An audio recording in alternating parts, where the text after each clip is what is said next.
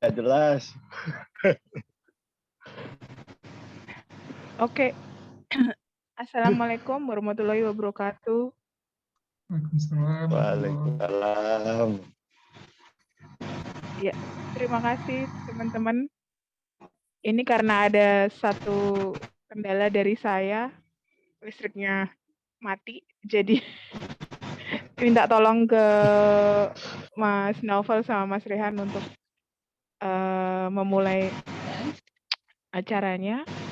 Nanti saya nyusul dan saya izin untuk matiin kamera karena nggak kelihatan juga karena gelap semua. Jadi malam ini kita langsung mau membahas tentang tipologi makam nisan Aceh di Jakarta, Bogor, dan Tangerang yang langsung dipandu oleh Mas Naufal sama Mas Rehan. Oke, tanpa banyak mengambil waktu, silahkan Mas Rehan dulu. Monggo. Iya, nih saya agak kesulitan share screen ya, Mbak. Oke, saya bantu share aja ya, Mas ya.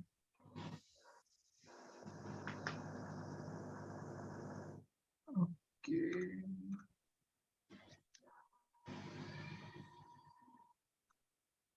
Oke, Mas Rehan, silakan. Iya.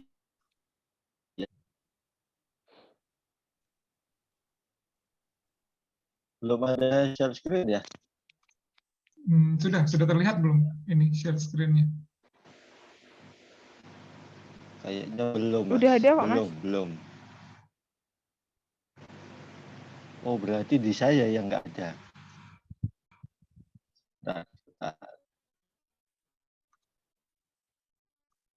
di saya yang nggak ada.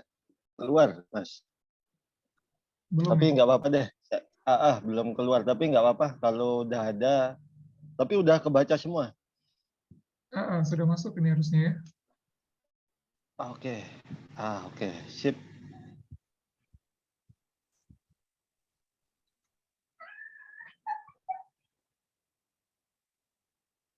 Ya, Assalamualaikum warahmatullahi wabarakatuh. Salam sejahtera bagi kita semua. Selamat malam semuanya. Ya, kita malam-malam ini bicara nisan makam ini. Seru juga sih. Tapi memang waktunya yang asik tuh malam ini sepertinya. Karena di kemarin-kemarin ketunda terus ya, Mbak Luri, Mas Taufal ya. Iya, betul. Oke. Tanpa kata lagi, kita mulai ya di kenapa kok nisan tipologi Aceh hanya ada di Jakarta, Bogor, dan Tangerang. Jadi hasil dari keluyuran saya, belusukan saya, nisan-nisan yang bertipologi Aceh itu memang hanya ditemukan di 3 tempat ini. Selain karena sejarah masa lalu, secara administratif juga Depok dan Bekasi itu tidak ditemukan gitu, karena sejarah masa lalu di mana infiltrasi dari Mataram juga ikut berpengaruh pada persebaran nisan tipologi Aceh seperti itu. Bahkan orang dari Mataram menggunakan nisan tipologi Aceh. Nanti kita bahas selanjutnya.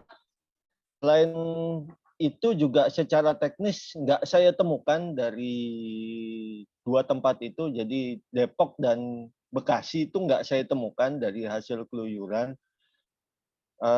Yang saya temukan justru nisan Tionghoa. Satu lagi saya nisan dari warga Nasrani yang ada di Kampung Sawah seperti itu.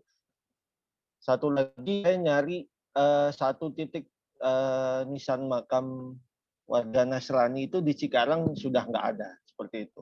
Jadi hasil dari keluyuran tidak ditemukan nisan makam tipologi Aceh di Depok dan di Bekasi seperti itu.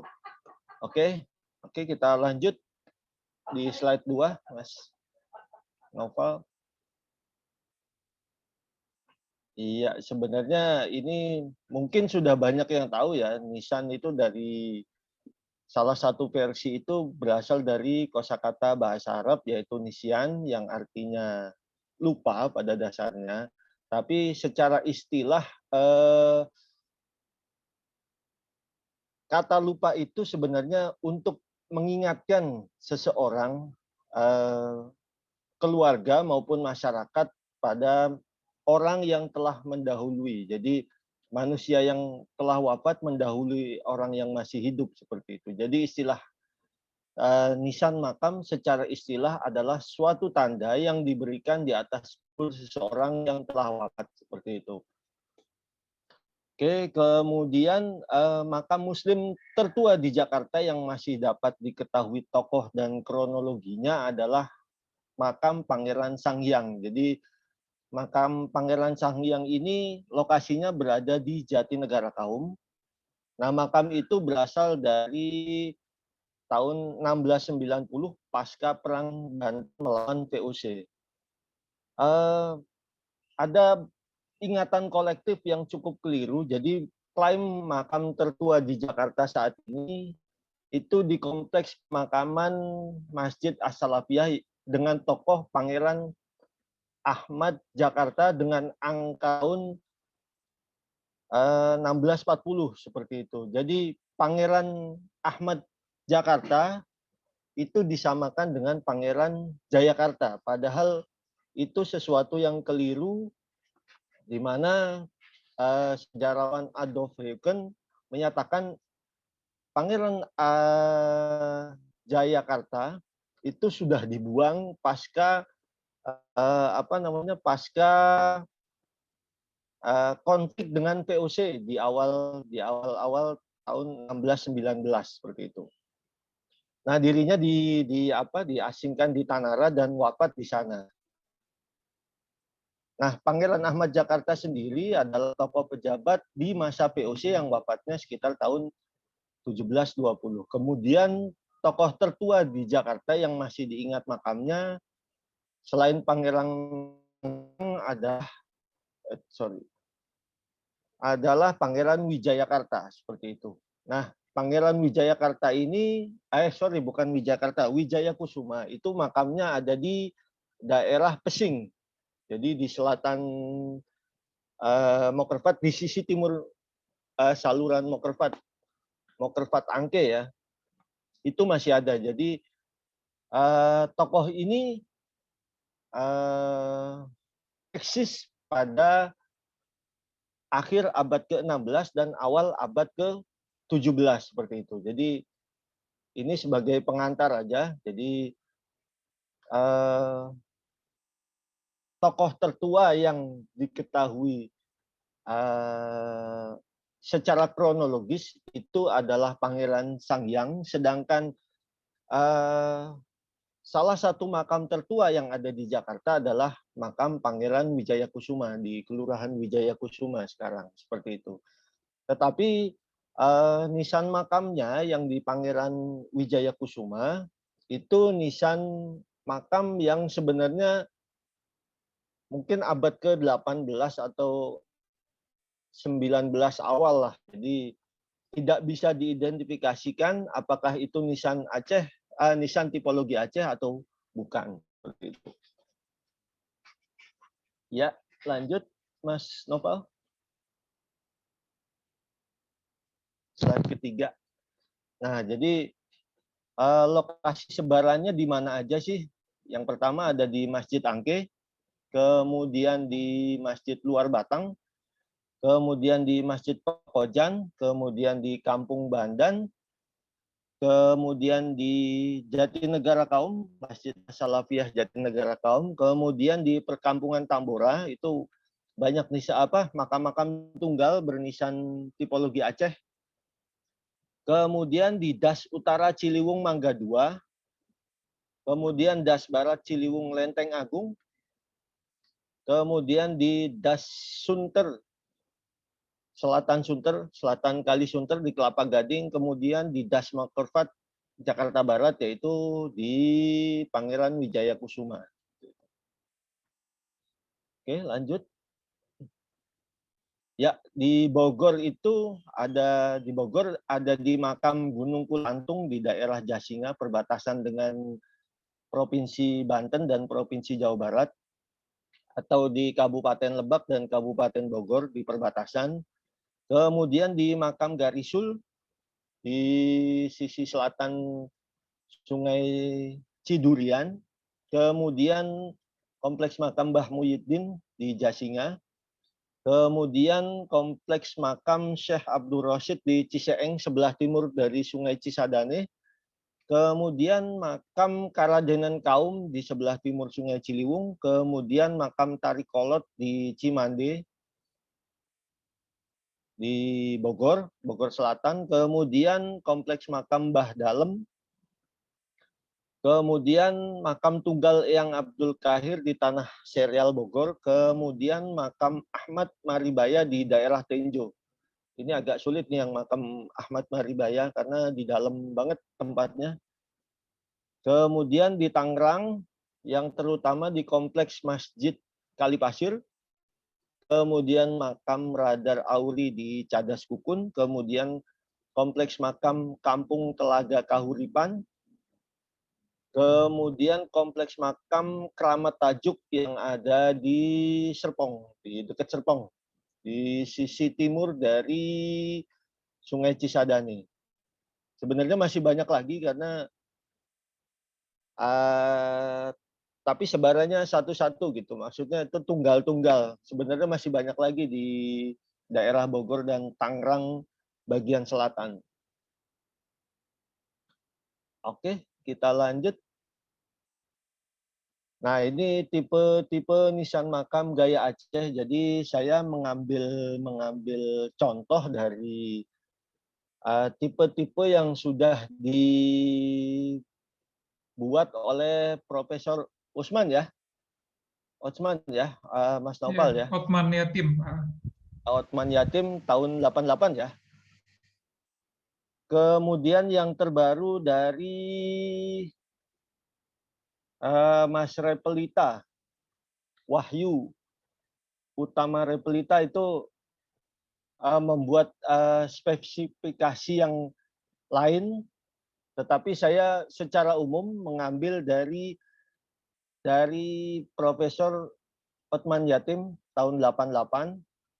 Jadi beberapa model yang ada di gambar ini adalah model dari nisan Aceh yang kebanyakan ditemukan di Aceh dan Semenanjung Malaya seperti itu. Tetapi di dalam perjalanan di Jakarta, Bogor dan Tangerang terjadi banyak modifikasi karena tidak sama persis dengan yang ada di gambar ini, tetapi modelnya mirip sekali. Ya, nanti dijelaskan secara lebih rinci lagi oleh Mas Nopal. Ya, kita lanjut ke slide 6, Mas Nopal. Nah, di Jakarta dan sekitarnya, tipe nisan makam yang digunakan menurut kotak tipe nisan Aceh gaya Johor adalah tipe B. Jadi gambar tadi itu ada tipe B, tipe C, kemudian tipe K, tipe L, M, dan O. Pengelompokan tipe nisan dengan pengelompokan periode dapat juga dilakukan dengan melihat bentuknya. Menurut pengelompokan oleh Repelita Wahyu Utomo, atau yang nanti disebut RWO, dalam makalahnya Metamorfosis Nisan Aceh dari masa ke masa, terjadi metamorfosis, jadi perubahan bentuk yang menjadikan nisan Aceh menjadi sangat bervariasi dan banyak. Dirinya juga mengelompokkan nisan tipologi Aceh sesuai tipe, misalnya Plakling, kemudian Samudra Pasai, kemudian Merah, dan Aceh Darussalam. Tapi ada tambahan kemarin dari Mas Nopal, tipe Lamuri ya, Mas Nopal ya. Tipe Lamuri. Tidak banyak nisan makam tipologi Aceh yang berkronogram kalau di Jakarta dan sekitarnya. Jadi hanya beberapa aja yang berkronogram. Kalau nggak salah hanya saya temukan tuh hanya 2 ya, 2 yang berkronogram. Beberapa bentuk lain nisan ditemukan di dekat nisan bergaya Aceh. Bentuknya sebenarnya agak berbeda dan cukup variatif dari yang pakemnya seperti itu. Nah, bisa jadi itu merupakan adaptasi dan sinkronisasi budaya antara gaya Aceh dan gaya lainnya misalnya Tionghoa dan Jawa misalnya. Nisan makam dengan bentuk yang berbeda ditemukan di masjid. Jadi yang beda sendiri itu di Masjid Angke, kemudian Masjid Luar Batang, kemudian Masjid Kali Pasir, di Kompleks Pemakaman Radar Auri, dan di Pulau Damar Besar. Jadi, yang beda itu yang di Masjid Angke yang sebelah kiri, gambar sebelah kiri itu bentuknya sangat berbeda. Jadi dari gambar tadi itu agak kesulitan nih nisan tipe apa. Tetapi kemarin ada penjelasan dari Mas Noval. Jadi tipe Aceh juga, tetapi dia ada modifikasi seperti itu.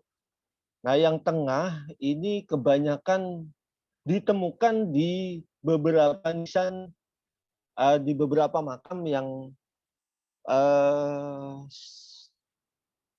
cukup umum ya, cukup umum. Salah satunya di makam Ratu Syarifah Fatimah yang ada di Damar Besar itu menggunakan nisan makam tipe ini. Padahal tokohnya itu eksis pada pertengahan abad ke-18 seperti itu. Kemudian yang sebelah kanan, nah ini saya juga cukup kesulitan karena apakah ini nisan makam gaya Aceh seperti itu? Apakah ini nisan makam gaya Aceh tetapi kok ada variasi bentuknya seperti itu tanpa ada motif-motif flora atau motif-motif lainnya yang menghiasi seperti itu. Nah, ini saya temukan di Masjid Luar Batang. Kalau yang tengah itu di Masjid Kali Pasir. Tetapi saya temukan juga di makam Ratu Syarifah Fatimah yang ada di Pulau Damar Besar. Oke, kemudian kita lanjut, Mas Nopal, slide ke-7. Nah, ya, saya memberikan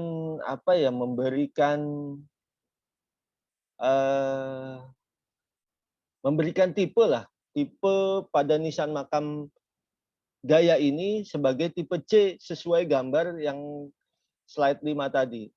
Jadi tipe C ini adalah nisan gaya Aceh yang disebut merah, Nanti mungkin ada revisi dari Mas Nopal ya, dengan motif trisula yang bertingkat seperti itu. Nah, lokasi ditemukannya tipe ini berada di yang pertama itu Masjid Kampung Bandan, kemudian Masjid Angke, Kompleks Pemakaman Masjid Angke, saya temukan. Kemudian di Masjid As-Salafiyah Pangeran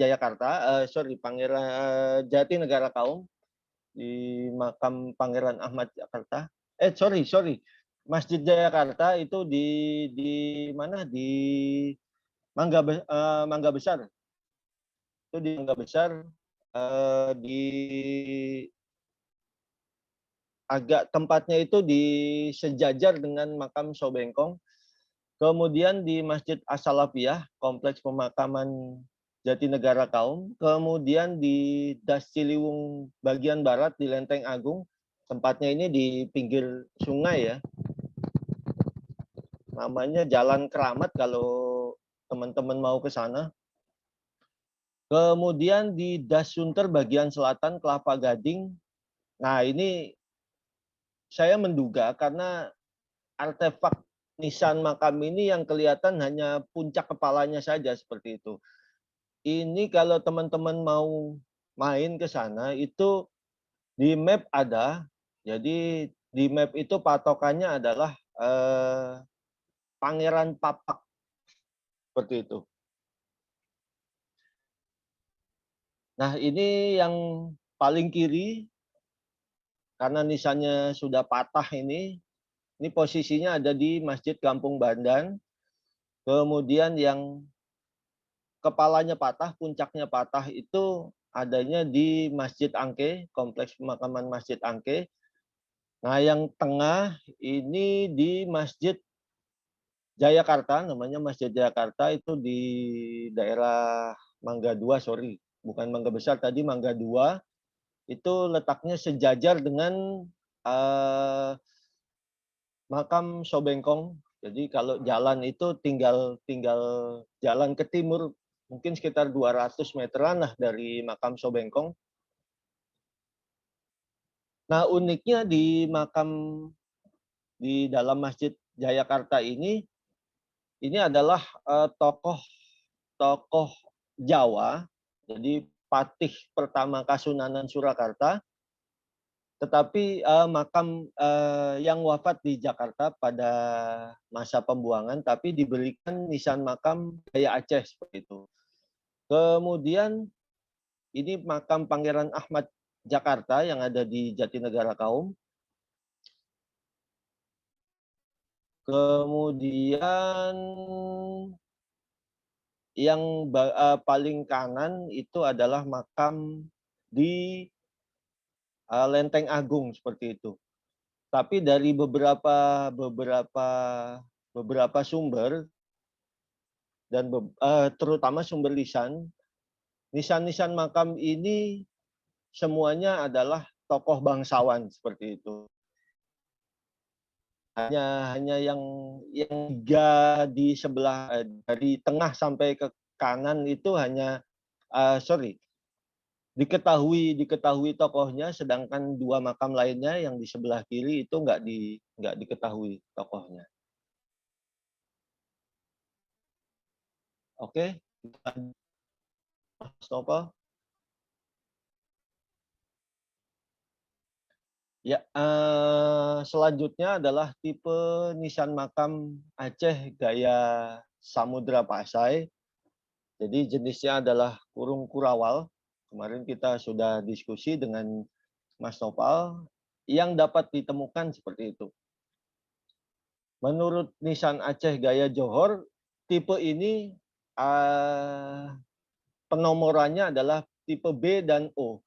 Sedangkan menurut RWO atau tadi Repelita, Mas Repelita adalah tipe 1A, kemudian 3B, dan 5B. Nah, tipe B adalah nisan seperti persegi panjang dengan puncak yang lancip, jadi yang di sebelah kiri ini. Sedangkan tipe O adalah nisan makam gaya Aceh dengan bentuk seperti botol simetris yang berkepala datar. Nah, nisan tipe B ini ditemukan di Masjid Kampung Luar Batang. Jadi di Masjid Luar Batang, kemungkinan di makam Pangeran Wijaya Kusuma itu tipenya seperti ini, tetapi apakah itu nisan makam aslinya atau bukan belum terkonfirmasi ya. Dan di kompleks makam Gunung Kulantung ini ada, kemudian di kompleks makam Garisul dan Pagutan di Bogor.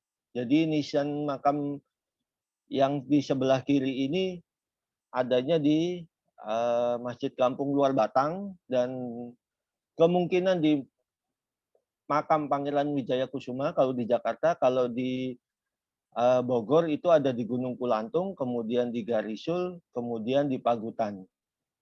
Untuk nisan makam tipe O yang di sebelah kanan hanya ditemukan di Masjid Kampung Bandan.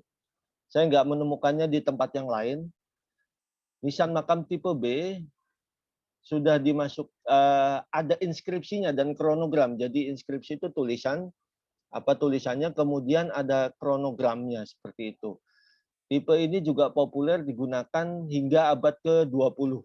Sebelum kemudian bahan batu itu diganti dengan bahan marmer atau batu kapur keras. Nah, beberapa makam yang baru yang sekarang masih mempergunakan nisan tipe ini dan mempertahankan bentuknya walaupun bahannya sudah dari bahan kayu seperti itu. Nah, menariknya tipe atau jenis kurung kurawal ini di beberapa tempat sudah ada inskripsinya. Sedangkan yang di sebelah kanan itu sama sekali nggak ada inskripsinya seperti itu. Nah, perubahan-perubahan bentuk dari yang pakem nisan di Aceh sana itu malah nggak ada kemuncak yang segitiga seperti ini. Sedangkan yang di sebelah kanan memang banyak ditemukan, tetapi kemarin dari diskusi dengan Mas Nopal itu di bagian selatan Aceh atau di sekitar daerah Lamuri seperti itu. Iya, kita lanjut, Mas Nopal.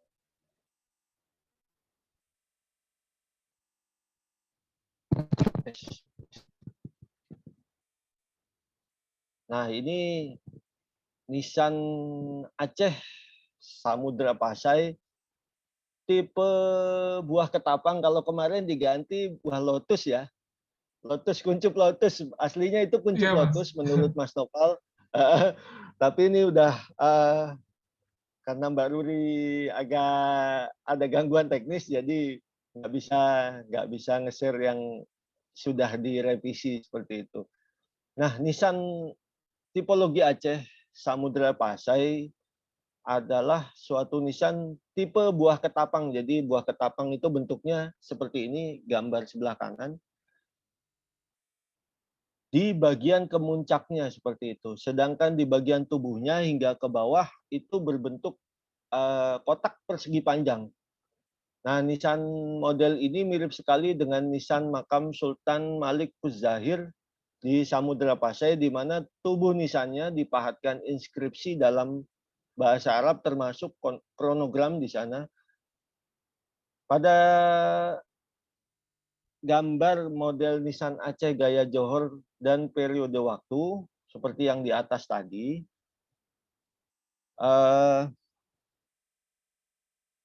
nisan ini mirip seperti nisan tipe G, tetapi ada modifikasi di bagian kemuncaknya atau kepalanya, puncaknya seperti itu. Sayang sekali satu-satunya nisan makam tipe ini hanya terdapat di Masjid Luar Batang, dan sekarang kondisinya tertimbun oleh material bangunan, jadi kelihatan tinggal kemuncaknya saja. Lainnya sudah tertimbun oleh material bangunan seperti itu. Jadinya nggak bisa terlihat inskripsi seluruhnya. Karena selain dipindah nisan ini juga kompleks makaman ini juga ditimbun dengan material bangunan hasil renovasi masjid. Nah, sebenarnya ada satu lagi di Masjid Penjaringan, tempatnya di dalam. Kemarin beberapa waktu lalu baru ditemukan, tetapi nisannya nggak bisa diakses seperti itu. Nggak bisa dilihat. Jadi tidak bisa membandingkan apakah itu sama seperti ini atau tidak seperti itu. Jadi hanya gambar dari foto aja. Oke, lanjut Mas Nopal. Nah, ada satu lagi. Jadi ini yang keempat ya. Nah, nisan tipe gada ini banyak sekali ditemukan di berbagai tempat, baik di Jakarta, di Bogor, kemudian di Tangerang.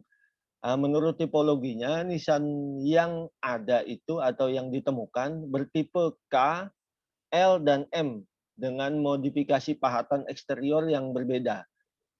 Diketahui bahwa nisan tipe gada ini berasal dari abad ke-18 dan ke-19. Nisan tipe gada kemudian mengalami modifikasi, baik itu bentuknya, kemudian ukuran, kemudian ukiran, dan pahatan eksterior. Terutama nisan yang digunakan pada abad ke-19.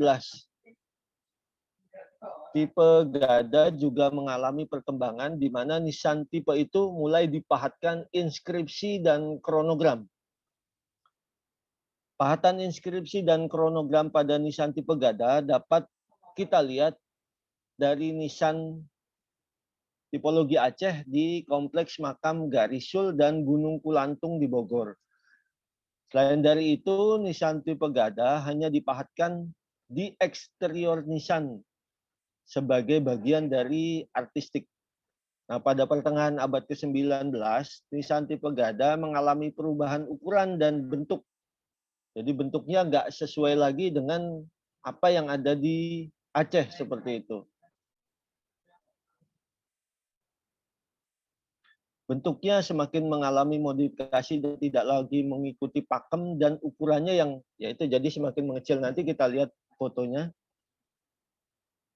Nisan tipe Gada dari abad ke-18 di Jakarta dapat ditemukan di Masjid Angke, kemudian Masjid An-Nawir Pekojan, kemudian Masjid Al-Mansur, kemudian masjid di Kampung Bandan, dan di Jalan Tambora 1. Jadi di dalam kampung ya. Di tengah-tengah kampung itu ada makam seperti itu yang bernisan tipe Gada. Nah, nisan tipe Gada juga ditemukan di kompleks makam Masjid Kali Pasir di Tangerang. Sekaligus ada di kompleks makam Radar Auri di Cadas Kukun. Nah, nisan makam dari abad ke-18 lebih dekat dengan tipe K dan L seperti gambar tadi di atas di slide 5.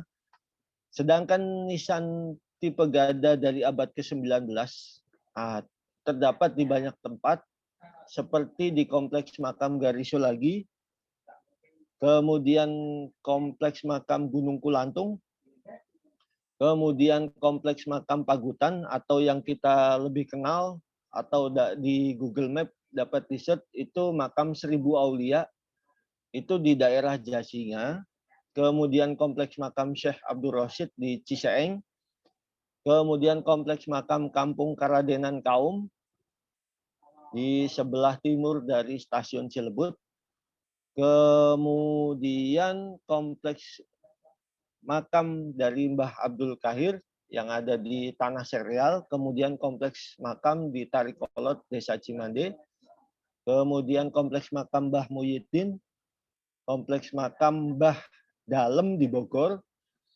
serta kompleks makam Radar Auri di Cadas Kukun. Ada banyak ya, kompleks makam Keramat Tajuk, kemudian kompleks makam Kampung Telaga Kahuripan, dan kompleks makam Masjid Kali Pasir di Tangerang.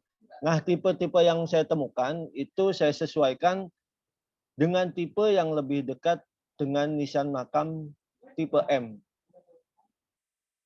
Oke, kita lanjut ke gambar-gambarnya, Mas Nopal.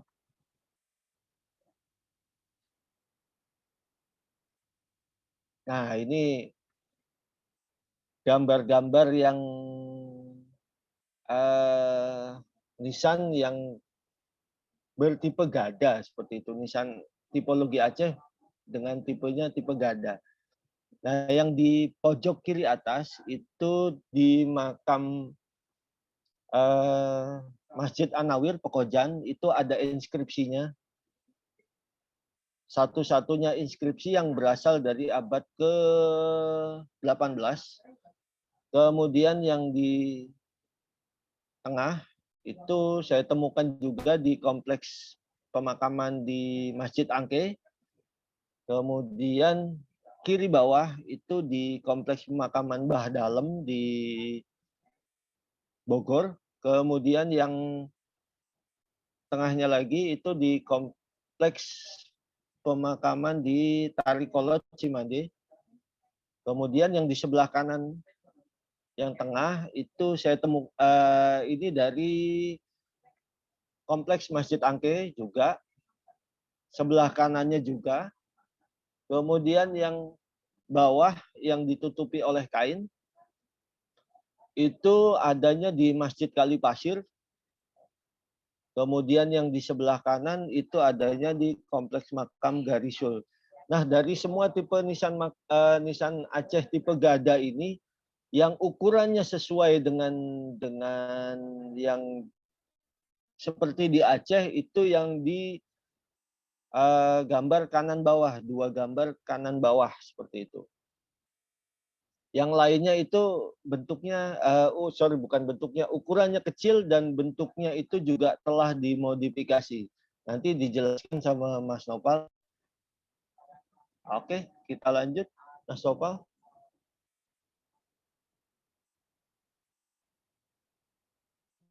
Nah, satu tinjauan singkat tentang nisan tipologi Aceh yang ada di Jakarta, di Bogor, dan di Tangerang. Pertanyaan pentingnya adalah nisan-nisan yang ada, yang ditemukan, yang telah ditemukan atau ya yang telah ditemukan itu apakah hasil dari pembuatan sendiri atau bengkel sendiri, apakah itu adalah benda-benda yang diimpor dari Aceh seperti itu, atau dari tempat lain yang membuat nisan tipologi Aceh seperti itu. Hingga saat ini belum didapatkan sumber akurat mengenai apakah nisan tipologi Aceh itu diproduksi sendiri oleh keluarga si empunya makam atau memang sengaja diimpor dari Aceh. Ini dari saya sendiri ya, terdapat dugaan kuat bahwa nisan makam tipologi Aceh diimpor langsung dari Aceh atau dengan mendatangkan tenaga ahlinya dari Aceh ke lokasi makam yang dimaksud dengan bahan yang tersedia di sekitar lokasi makam seperti itu. Jadi orangnya yang didatangkan ke lokasi atau ke sekitar Jakarta, Bogor, Tangerang seperti itu. Nah, kenapa itu bisa terjadi atau ada perubahan apakah yang terjadi? Jadi tukar guling Semenanjung Malaya atau Malaka dengan Bengkulu antara Inggris dan Belanda serta Perang Aceh mungkin sekali membuat nisan-nisan tipologi Aceh tidak lagi diimpor dari asalnya. Jadi karena gejolak yang ada di sana, di Aceh dan di sekitar Semenanjung Malaya, itu nggak bisa lagi ngimpor nisan Aceh seperti itu. Nah, sepanjang seperempat akhir abad ke-19, nisan-nisan tipologi Aceh memang masih tetap digunakan, tetapi diganti dengan ukuran yang lebih kecil, terutama tipe gada. Jadi beberapa nisan makam sesuai dengan kronologi waktunya itu makin muda, atau misalnya abad ke-19 hingga abad ke-20 itu ukurannya makin kecil seperti itu. Dan mungkin tidak lagi diimpor. Nah, tipe nisan yang lain itu sudah lagi nggak ditemukan di tiap daerah, maksudnya tidak lagi ditemukan di Jakarta, Bogor, atau Tangerang. Kemungkinan ditimbun atau tergusur itu bisa jadi ya, tetapi dari hasil pencarian itu sudah lagi nggak ditemukan nisan makam tipe yang lain, jadi tipe ketapang atau kuncup lotus, kemudian tipe kurung kurawal, kemudian tipe merah atau tipe trisula itu udah nggak ditemukan lagi gitu.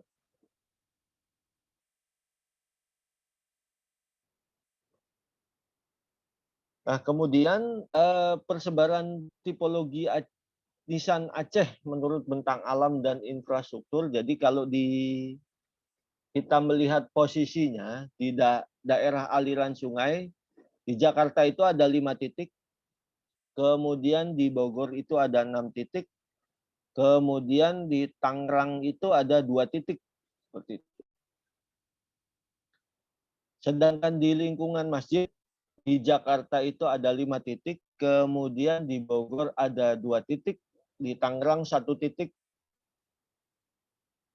Nah, ini yang paling menarik, mungkin nanti jadi pertanyaan, ntar kita diskusi bersama bareng Mas Nopal.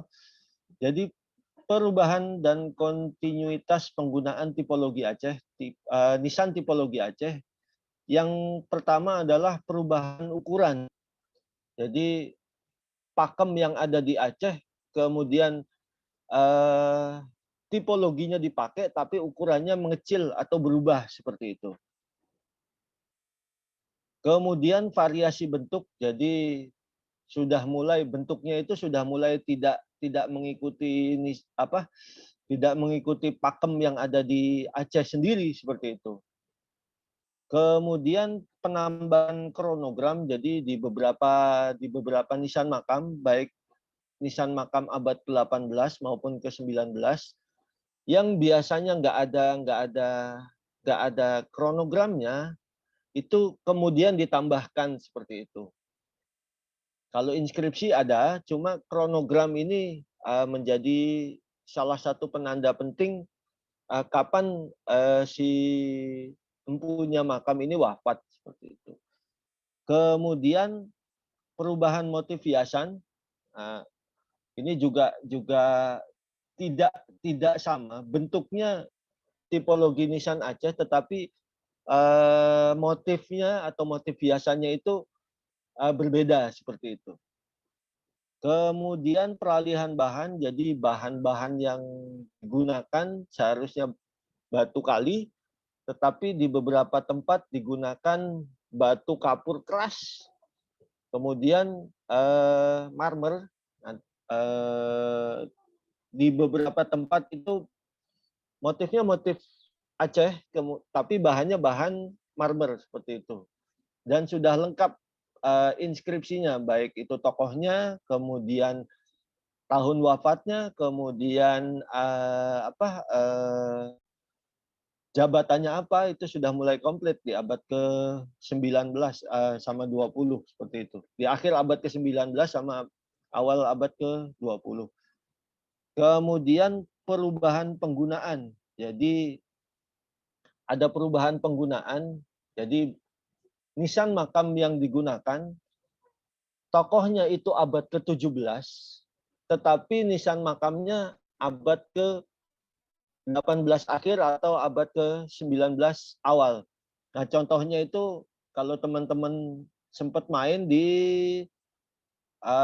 Kampung Karadenan Kaum, itu tokohnya itu eksis pada akhir abad ke-17, tetapi diberi nisan makam itu abad ke-18 akhir atau abad ke-19 awal.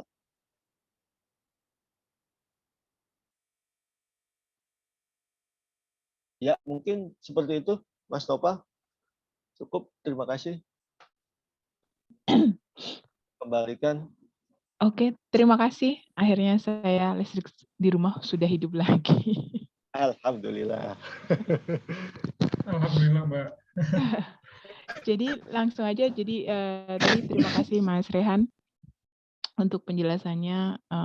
Saya dari dulu memang terkagum-kagum sama nisan Aceh ini karena ada ciri khas perkembangan tertentu itu loh, untuk setiap abad perkembangannya itu buat saya itu keren banget sih, bisa dipetakan seperti itu.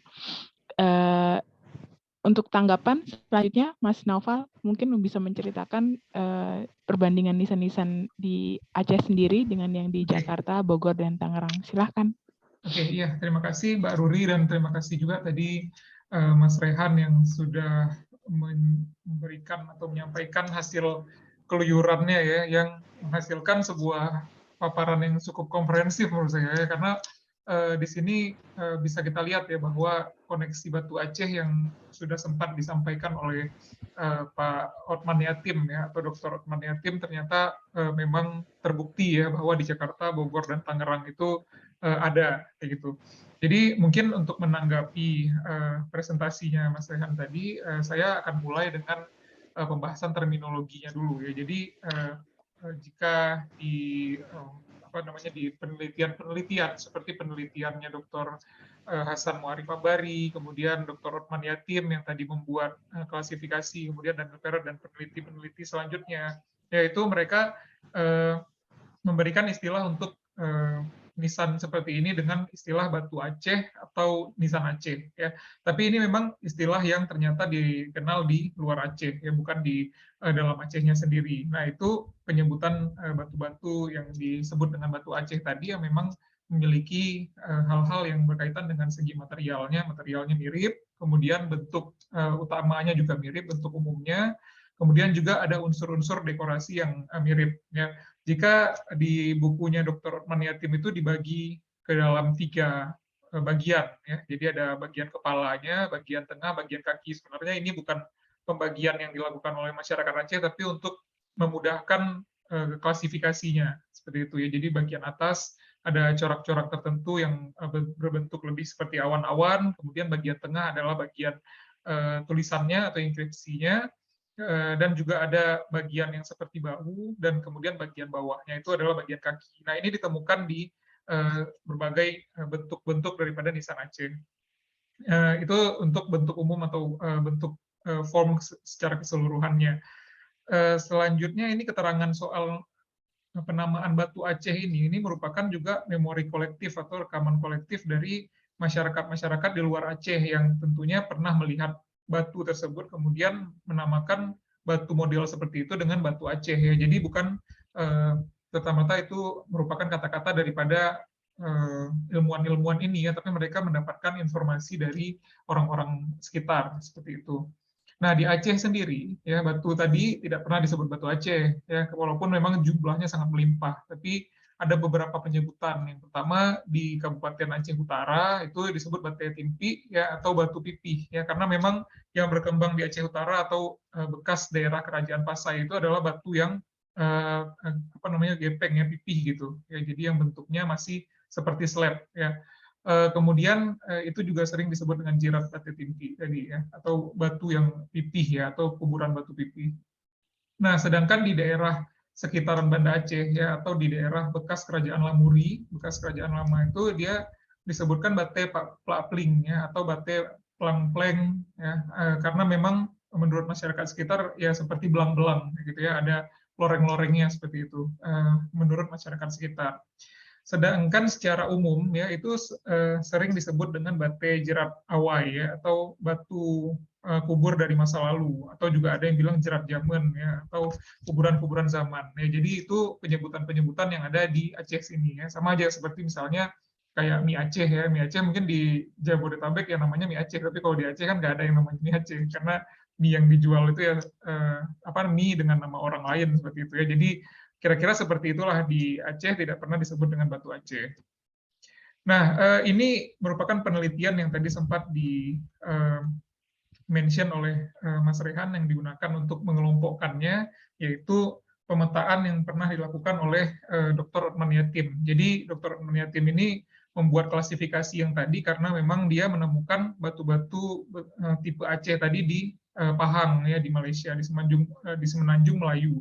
Yang mana memang batu-batu ini yang di makam Condong Pahang ini merupakan impor dari Aceh. Ada catatannya bahwa Sultan Iskandar Thani mengimpor atau mengirimkan batu-batu ini untuk makam keluarganya di tahun 1638 kayak gitu dari Aceh ya. Jadi disuruh buat batunya dan itu catatannya ada seperti itu.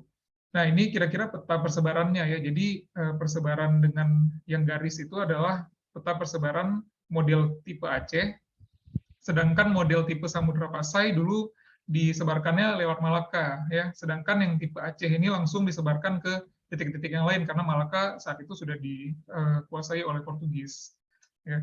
Jadi disebarkan langsung ke tempat-tempatnya ya, terutama misalnya mau ke Pahang gitu ya, itu disebarkannya langsung lewat ke Johor ya, makanya kadang-kadang disebut juga batu Johor, kemudian baru disebarkan lagi ke Pahang seperti itu. Ya, jadi berawal dari makam Condong Pahang ini ya. Sebenarnya makam Condong dinamakan makam Condong karena awalnya memang seperti batu-batu yang ada di Aceh di sini ya, karena ketika awalnya ditemukan kan kondisinya sudah agak condong atau miring-miring seperti itu. Jadi masyarakat sekitar bilangnya batu condong gitu, atau batu yang miring-miring. Ya. Oke, selanjutnya ini peta yang sudah dibuat oleh Dr. Otman Yatim juga di tahun 1988 dan hari ini Mas Rehan membuktikan ya bahwa peta yang dulunya dibuat sama Dr. Otman Yatim itu ada di Jakarta dan ada di Banten itu ternyata ada, betul-betul ada gitu ya, walaupun di dalam bukunya Dr. Menetim nggak melakukan survei di seluruh Jakarta, Tangerang, Bogor gitu ya, nggak dilakukan survei di sana seperti itu. Tapi dia sudah mengidentifikasi mungkin dari informasi-informasi dari orang-orang di sekitaran Jakarta dan Banten. Dan tidak terbatas di Jakarta, Aceh, dan Semenanjung Melayu, tapi ada di daerah-daerah lain. Ya. Mungkin kalau di sini belum diidentifikasi, di daerah Sulawesi Selatan juga ada. Kemudian di daerah Gresik pun ada juga, gitu ya, di daerah sekitaran Jawa Timur. Ya, ini kira-kira ada sebuah titik daripada makam, ya, yang mana titik-titik ini menggambarkan peralihan daripada model-model makamnya. Ya, jadi model-model makam yang dari abad ke-16 hingga abad ke-19 itu lebih terkonsentrasi di daerah sekitaran kota Banda Aceh, sedangkan di dari abad ke-15 dan bahkan sebelumnya gitu ya, itu lebih terkonsentrasi di daerah bekas Lamuri.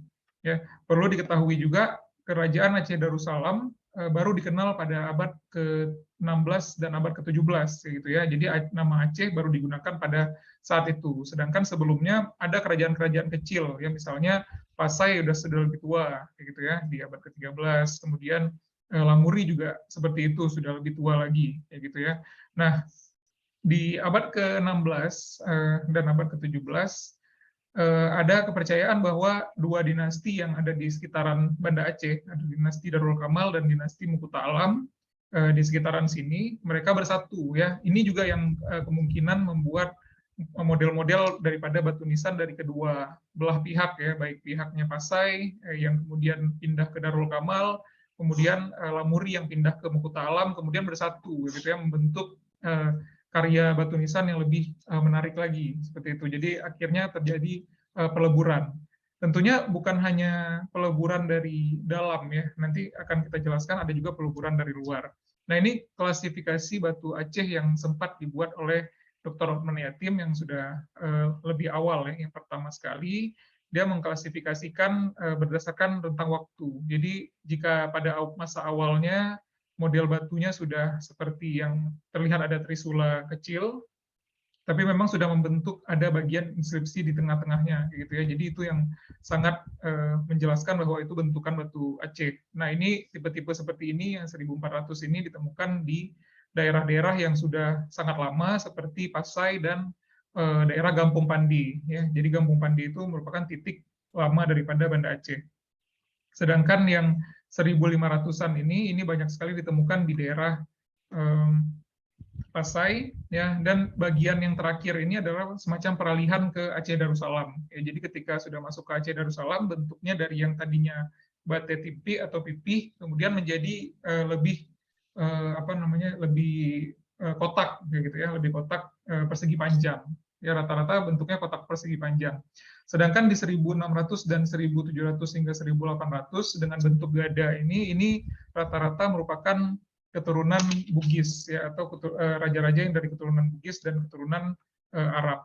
Ya, jadi di akhir abad ini banyak sekali orang-orang dari raja-raja dari keturunan Bugis dan keturunan Arab yang masuk ke dalam kepemimpinan di Aceh seperti itu.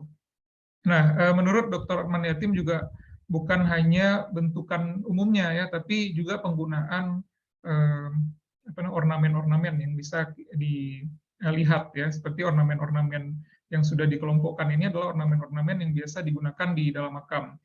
Nah, ornamen-ornamen yang agak memanjang ini biasanya digunakan di bagian bawah ya, di bagian bawah sini. Kemudian dikreasikan juga dengan bunga ajo-ajo ini ya, atau bunga ajo-ajo, nah itu di bawah, ada di bawah sini. Kemudian nanti untuk mengisi di antara bunga-bunga tersebut biasanya digunakan motif yang seperti kerawang ini, ya, atau disebut dengan sisemeria, ya, bungung sisemeria. Jadi motif-motif bungung-bungung ini yang biasanya digunakan juga selain digunakan kaligrafi, ya. Lebih jika kita melihat nisan-nisan yang lebih awal maka tidak ada kaligrafi, ya. Ini menunjukkan bahwa memang pengaruh pra-Islamnya masih lebih kuat, kemudian ketika Islam masuk, mulai ditambahkan kaligrafi-kaligrafi. Ya, jadi ada dua nisan yang belum dimasukkan oleh Dr. Rahman Yatim ya, terutama pengaruh yang dari luar dan kemudian ada yang pengaruh dari dalam. Ya. Jadi ketika melihat model nisan plak-pling atau plang-pleng itu lebih menggambarkan bentuk-bentuk yang dari pra-Islam yang sudah berkembang dulu dari dalam Aceh sendiri. Ya, itu ada di daerah Lamuri, ya. Jadi model plang-pling yang dibilang nisannya belang-belang adalah nisan-nisan yang bentuknya seperti ini atau memanjang. Ya. Di Lamuri sendiri bisa ditemukan cukup banyak nisan-nisan, ya. Tidak hanya model yang plang-pling, nanti kita bisa akan bahas lagi. Ada beberapa nisan-nisan yang lain dan rata-rata memang model inskripsinya itu atau tulisan kaligrafinya itu ada di bagian agak ke bawah. Ya, ini juga seperti itu ya. Jadi tulisan kaligrafinya agak ke bawah, baru di bawahnya ada kaki nisannya. Ya, sedangkan bagian atasnya adalah bagian dekorasi-dekorasinya. Nah, ini batu plang-pling ini lebih menggambarkan bentuk-bentuk seperti meru atau menhir gitu ya, yang bentuknya memanjang ke atas atau lingga. Sedangkan dari luar sendiri ada juga batu-batu yang memang diimpor, ya seperti misalnya model batu kambei ya atau kambat ini yang diimpor langsung dari India, itu dengan material marmer yang berbeda dengan material-material batu-batu yang memang dari dalam ya, seperti misalnya model-model batu andesit atau batu kali. Nah, model batu kambei ini sendiri dia modelnya bongkar pasang gitu ya, jadi bisa dipasang dengan pin kayak gitu. Nah, ini salah satu model batu kambei yang didatangkan langsung dari Kambei ke makam Maulana Malik Ibrahim di Gresik. Ya, jadi selain didatangkan ke Aceh, juga didatangkan ke Gresik, dan bersamaan dengan itu didatangkan pula ini kayak semacam cara pemasangannya, gitu ya, ada gambar cara pemasangannya, gitu ya, bagian-bagiannya, kemudian di bagian dalamnya itu dipasang dengan pasak dan pin seperti itu untuk memasukkan atau mengaitkan batu-batu tersebut. Ya, kondisinya saat ini memang ada yang sudah rusak, gitu ya, bagian yang nisan bagian tengah. Sedangkan yang di Aceh sendiri kondisinya masih cukup baik ya di daerah komplek makam Ratu Nahrisyah. Ya.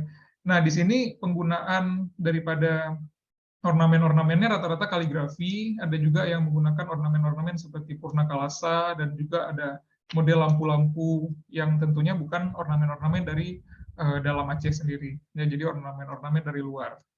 Nah, ini ada sebuah klasifikasi lanjutan yang dilakukan oleh Ayub Awam di tahun 2012. Dia sudah memasukkan tipe plang-pling atau pling tadi dengan batu kambei, ya, di mana ada bertemunya dua tradisi daripada tradisi megalitik atau tradisi sebelumnya yang sudah berkembang di Aceh, dan juga tradisi Persia, ya, didatangkan batu kambei dari Gujarat, dari Kambei. Nah, kemudian berkembang di tipe di masa kedua itu bentuk yang papan atau batu timpi tadi yang lebih pipi, ini berkembang di Pasai hingga berkembang juga di Aceh Darussalam. Nah, sedangkan di masa selanjutnya sudah lebih ke persegi panjang balok, dan yang terakhir seperti kerucut terbalik seperti itu ya, atau bentuk gada.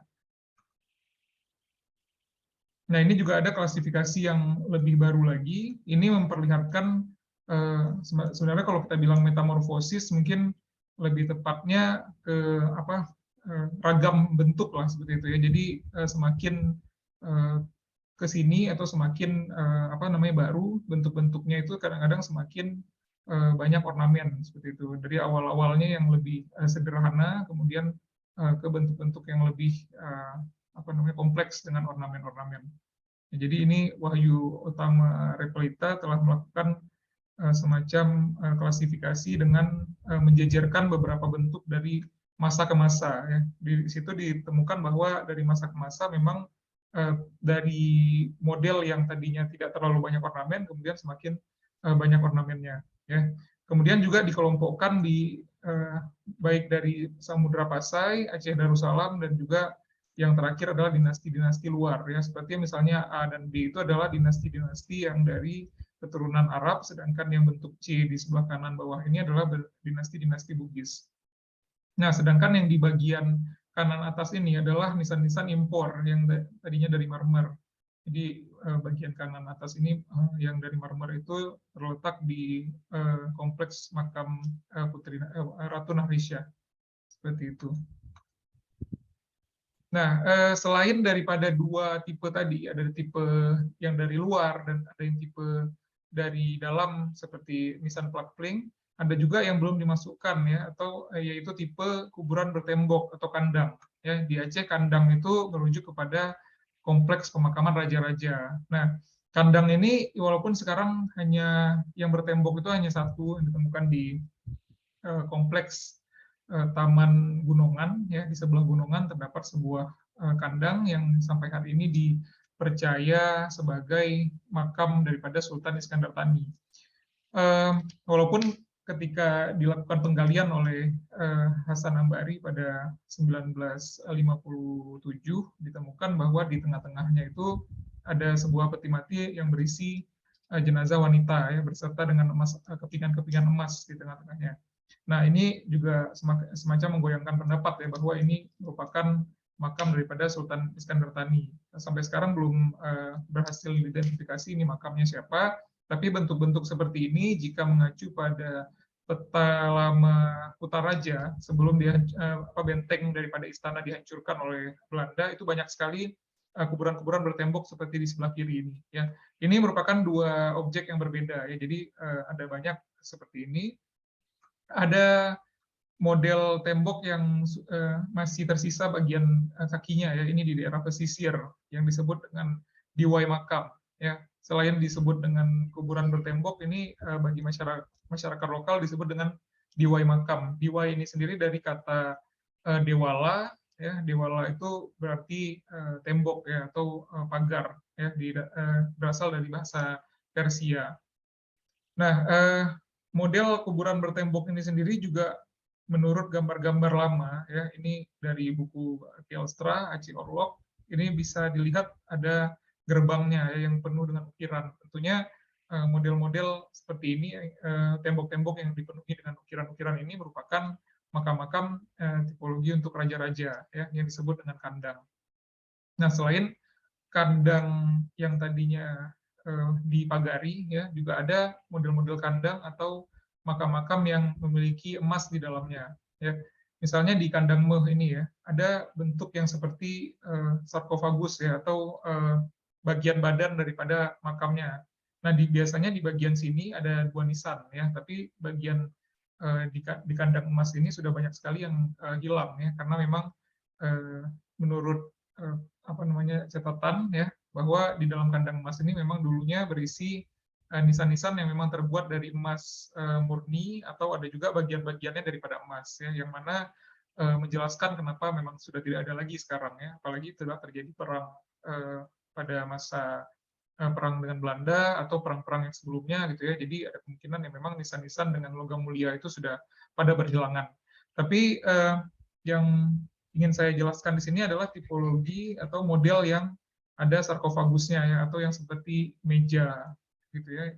Selain ada dua batu nisan. Jadi ada seperti meja tersebut. Kemudian meja ini juga bisa digandengkan dengan beberapa makam sekaligus ya. Seperti ini misalnya salah satu makam daripada putri-putri daripada raja itu digandengkan tiga ya. Tiga sekalian seperti itu. Nah, nisannya sudah tidak ada lagi ya. Nah, kemudian di kandang 12 ya, itu dipercaya memang setiap daripada bagian nisan-nisan yang ada di 12 makam sultan-sultan yang ada di sana itu memiliki bagian yang terbuat dari emas. Namun saat ini memang tidak ditemukan lagi bagian-bagian yang terbuat dari emas tersebut. Ya, jadi ini kondisi kandang 12 pada hari ini, hanya satu makam Sultan Ali Mughayat yang masih memiliki bagian daripada tembaga ya, masih bisa kelihatan ada warna-warna biru kehijauannya tembaga, walaupun memang sudah semacam ada upaya pada masa lalu dikorek gitu ya, dicungkil-cungkil gitu. Jadi di bagian-bagian atas ini, jika kita melihat bagian atasnya itu banyak sekali ada lubang-lubang. Ya. Nah, itu ada kemungkinan memang ada bagian-bagian yang memang sudah pernah dicuri seperti itu. Nah, ini merupakan catatan daripada John Davis ya, yang datang pada akhir abad ke-16. Nah, di situ dia menuliskan bahwa ketika dia diundang ke dalam atau ke istana Sultan Aceh pada waktu itu, dia menemukan bahwa di setiap dari makam itu ada bagian yang memang terbuat dari emas ya. Jadi ada bagian yang terbuat dari emas dan memang beratnya itu sampai sekitar 500 pon ya, di masing-masing makam. Nah, kemudian juga dari catatan yang lain dia menyebutkan bahwa Sultan Alauddin Riyad Al Mukamil yang saat dia berkunjung itu sedang memerintah itu sudah memesan 1000 pon emas ya untuk makamnya ya. Nah, makam Sultan Al-Mukamil memang tidak ditemukan sekarang ya. Begitu pula dengan makam Sultan Iskandar Muda yang sekarang ada di Aceh adalah replikanya karena memang sudah hancur sebelumnya.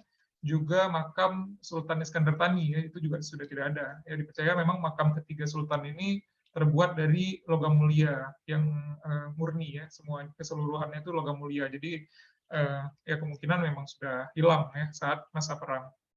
Nah, ini ada sebuah bukti ya bahwa ditemukan model makam-makam emas dan makam yang berwarna perak di dalam sebuah monumen raja-raja ya di Aceh saat pada masa itu dalam Aceh itu atau istana Aceh sudah dikuasai oleh Belanda dan majalah ini memang menggambarkan sketsa-sketsa saat masa penguasaan itu ya sebelum istana dihancurkan. Nah, masih terlihat ya ada beberapa nisan yang memang terbuat dari emas. Nah, terkait dengan presentasinya Mas Rehan tadi, ya jadi nisan-nisan yang ditunjukkan di awal, ya, yang tentunya sangat beragam ya di sini ya. Kita tidak bisa melihat satu tipologi daripada ketiga makam ini itu lebih ditemukan di Aceh pada masa-masa awal ya atau pada masa-masa Lamuri ya. Jadi jika kita melihat pada masa Lamuri yang berkembang bukan hanya model tipe Plak-Pling tadi ya atau tipe yang agak meninggi. Tipe Plak-Pling memang tipe yang paling banyak ditemukan, tapi selain dari tipe Plak-Pling tadi ditemukan berbagai batu ya yang bentuknya tipe-tipe pipih seperti ini ya. Ini yang ditemukan di situs Lamuri dan rata-rata memang ukurannya kecil ya, rata-rata ukurannya kecil dan ini berkembang di masa-masa awal ya dari masa abad ke-13 hingga abad ke-15.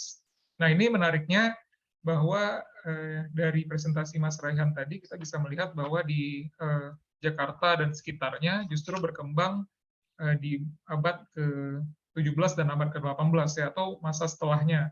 Sementara di Aceh model-model seperti ini sudah discontinue ya kalau kita lihat ya, maksudnya sudah tidak diteruskan lagi pada masa tersebut seperti itu. Nah, ini juga memunculkan pertanyaan ya, apakah memang saat itu tukang batunya yang didatangkan ke sana kemudian mengajarkan tukang-tukang batu di sana atau memang secara paralel model batu yang sama juga berkembang di sana dengan preferensi mungkin yang dilihat-lihat oleh orang-orang yang pernah berkunjung seperti itu. Jadi tukang-tukang lokal kemudian mencoba membuat hal-hal yang mirip. Sebenarnya catatan seperti ini pernah saya baca di salah satu tulisannya Anthony Reid ya, yang mana proses pembuatan baik makam maupun bangunan-bangunan itu memang lewat proses pengajaran. Jadi gurunya itu seperti misalnya di Aceh saat itu untuk membangun bangunan-bangunan batu atau benteng-benteng pertahanan itu didatangkan memang ahli-ahli dari Turki ya yang saat itu memang Sultan Aceh meminta pertolongan kepada Sultan di Gujarat ya atau di India. Kemudian ternyata ahli-ahli daripada bangunannya itu memang orang-orang dari Turki. Nah, kemudian dikirimkanlah sekitar 10 orang ke Aceh dan mereka mengedukasi tukang lokal. Tapi bukan berarti memang tukang lokal tidak memiliki kemampuan ya. Tukang lokal tentunya memiliki kemampuan dan kemudian di sini proses yang menarik ya ada proses kreasi di situ ya setelah mereka mendapatkan informasi atau edukasi daripada tukang-tukang yang didatangkan dari luar seperti itu. Nah, di sini juga ada tipe papan atau tipe pipih. Di sini sangat terlihat memang model makam yang seperti ini adalah memang tipe Aceh ya karena memang bisa kita bagi ke dalam kepala, badan dan kaki dan bagian tengah-tengahnya ini yang biasanya adalah tulisan kaligrafinya itu, ya di sini adalah dengan pengisian corak-corak atau motif-motif seperti itu. Nah, di sini juga ada tipe yang balok sederhana ya. Ini memang mirip sekali dengan salah satu makam yang ada di Samudra Pasai, tapi dengan bagian atas yang menggunakan bentuk yang seperti lotus ya, atau menurut Mas Rehan seperti buah ketapak. Ya. Sebenarnya bentuk-bentuk seperti ini ya, bentuk-bentuk floral seperti ini sering sekali digunakan ya di nisan-nisan Aceh, terutama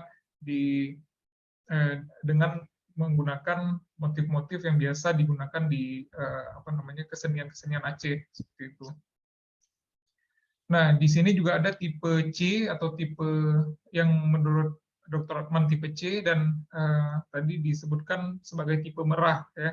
Sebenarnya merah ini merupakan gelar bangsawan lama di Aceh pra-Islam ya. Jadi sebelum Islam ada gelar bangsawan yang digunakan, yaitu merah ya.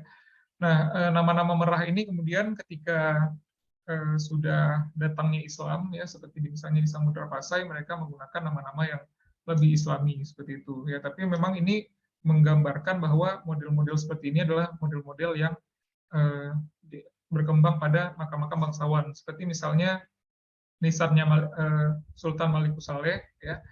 Nah, ini merupakan model atau tipe daripada merah tadi ya, yang seperti bentuk trisula ya, atau ada bagian yang seperti bersayap, kemudian ada bagian gunung-gunung di atasnya.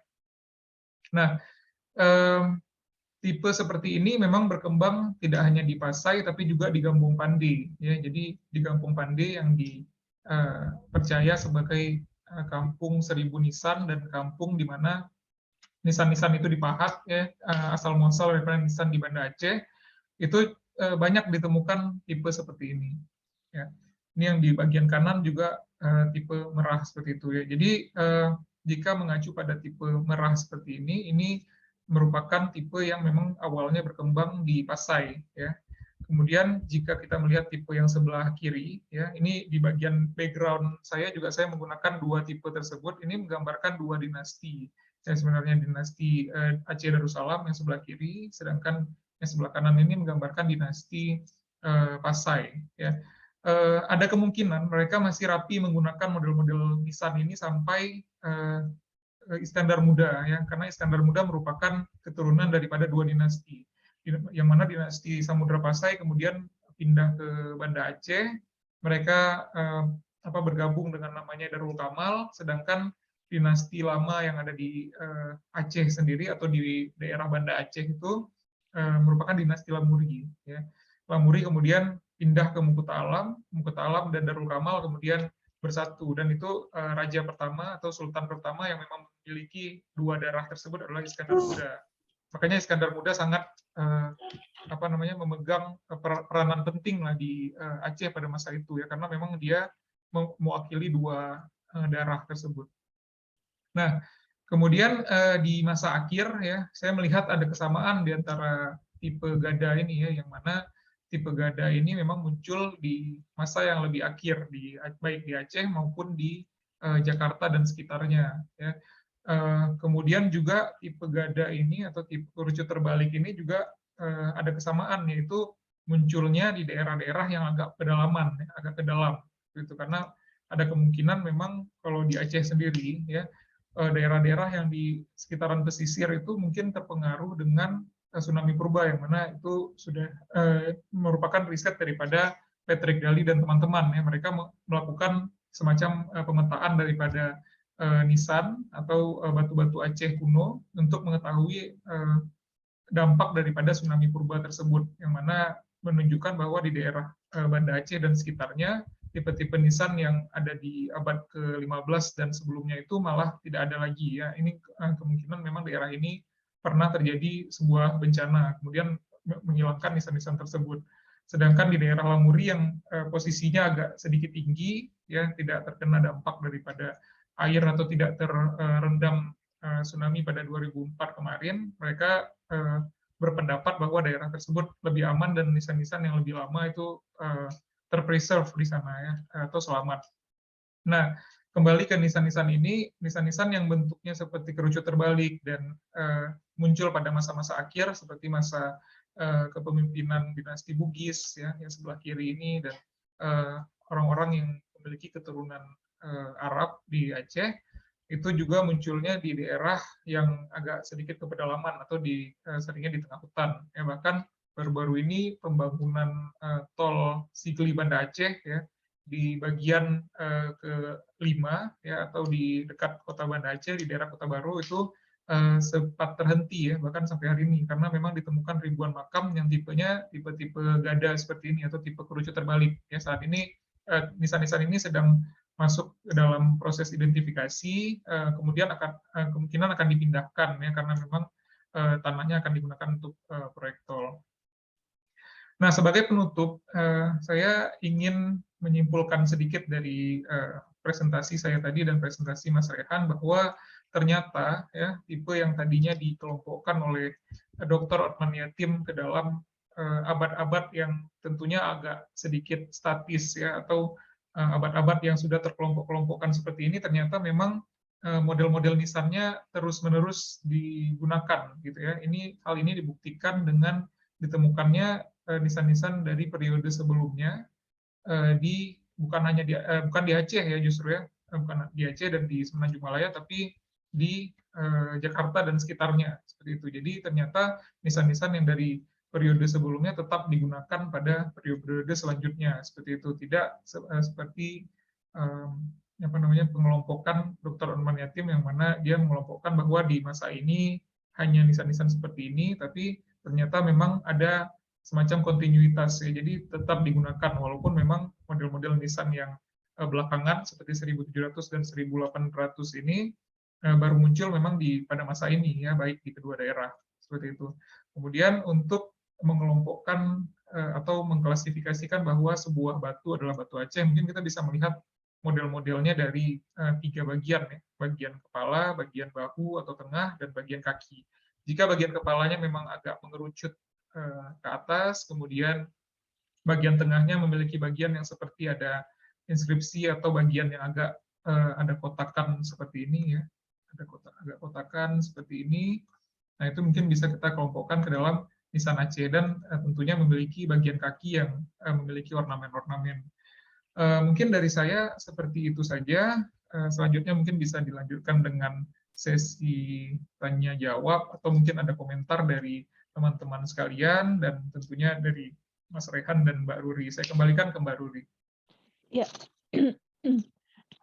terima kasih. Itu ada, langsung aja ya kita ke sesi tanya jawab atau komentar tadi. Ada dari Mas Mushab. Ini ada pertanyaan di kolom chat tentang apakah ada karakteristik khusus dari teknik penggunaan batu nisan Aceh baik di tempat asalnya maupun daerah luar yang berpengaruh terhadap cara menata lingkungan binaan makam dalam suatu area. Dengan kata lain, ya?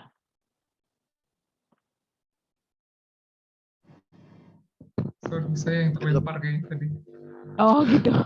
Oke, ada pertanyaan dari Mas Mushab tentang karakteristik khusus dari teknik penggunaan di batu nisan Aceh, baik di tempat asalnya maupun daerah luar. Lalu cara menata lingkungan binaan makam dalam suatu area. Apakah tipe nisan Aceh ini mengatur bagaimana rancangan-rancangan makam ini dibangun? Silakan mungkin Mas Nova. Ya, makasih nih Mas Mushab ya. Pertanyaannya panjang nih, mungkin saya baca sedikit ya. Jadi apakah cara menata lingkungan binaan makam dalam suatu area, dengan kata lain tipe nisan Aceh mengatur bagaimana rancangan makam-makam ini dibangun ya. Sebenarnya jika kita melihat, mungkin saya share lagi ya. Jadi kemarin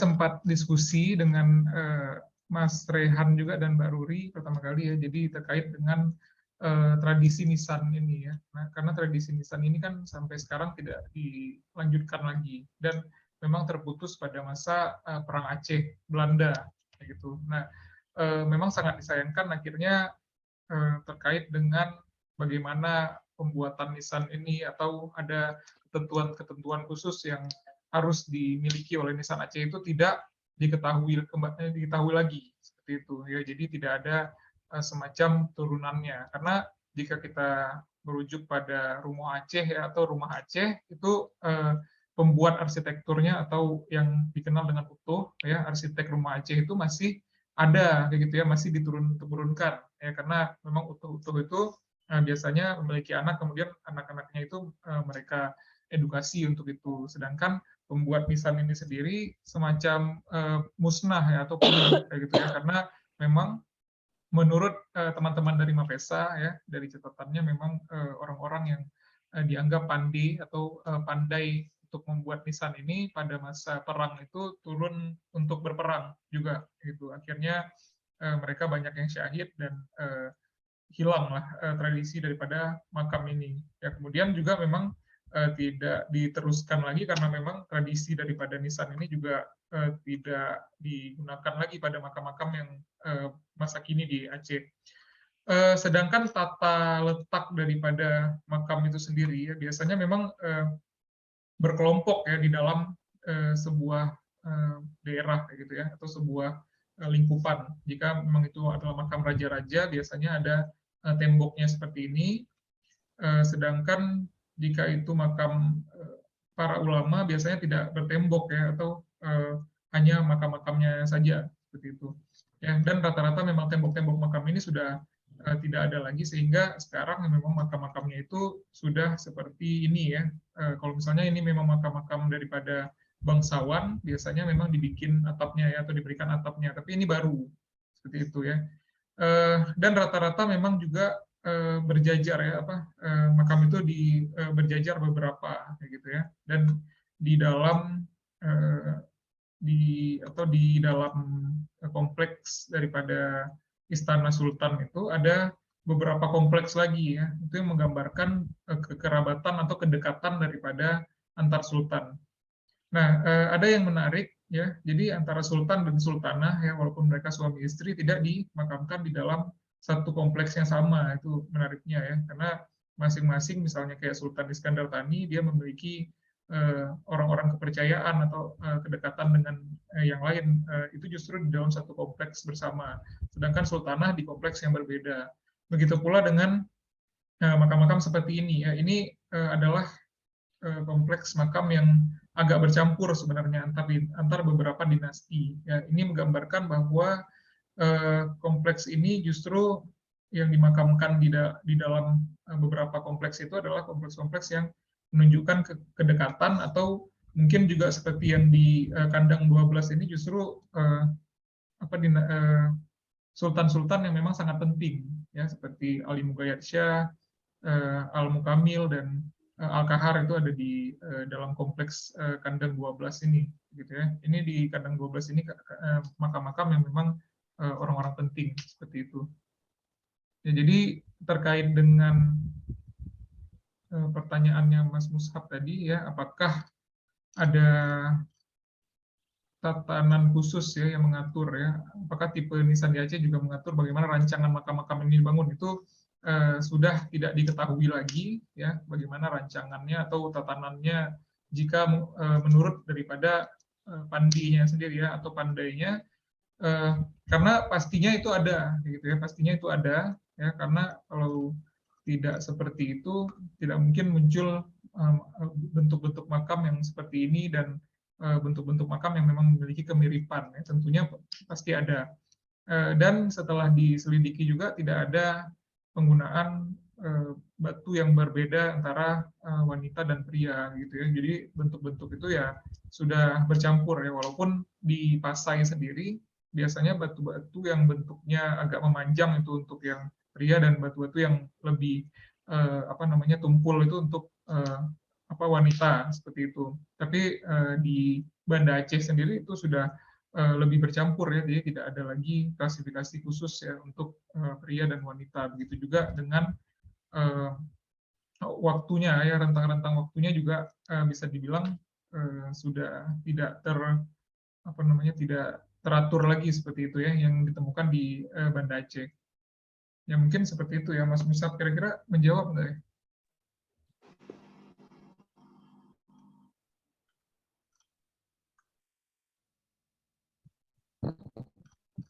Atau mungkin Mas Rehan mau menambahkan, silakan.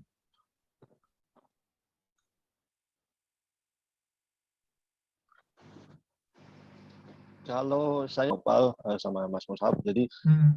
di Jawa itu ada semacam, bukan tidak pakem, cuma menjadi kebiasaan, ya. Jadi di bagian barat masjid itu adalah kompleks pemakaman, baik itu kompleks pemakaman ulama ataupun bangsawan seperti itu, atau pejabat daerah seperti itu. Jadi